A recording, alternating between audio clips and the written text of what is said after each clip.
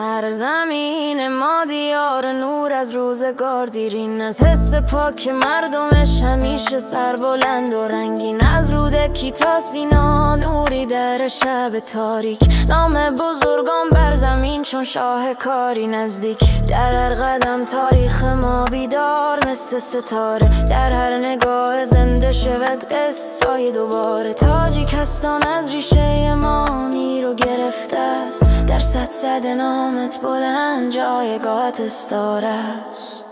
تاجیکستان تو افتخار هر دل، نور روزگار در طول گرنها مانده‌های چون تصویر ماندگار. با آواز ما برای تو پیوند پاک جاودان، ما از توییم بهر توییم تا آخر زمان.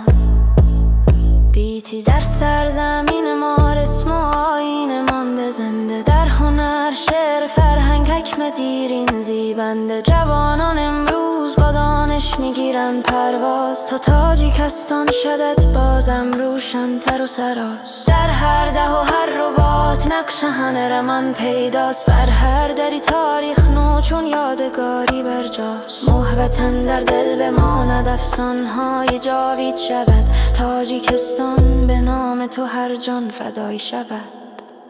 ای تاجیکستان تو ماهیت جان و روح ما، با تو امید است با تو زنده است راه ما. از کوههای سربلندت تا دشته های پرنگار، نام تو جاوید بماند در هر صدای ما.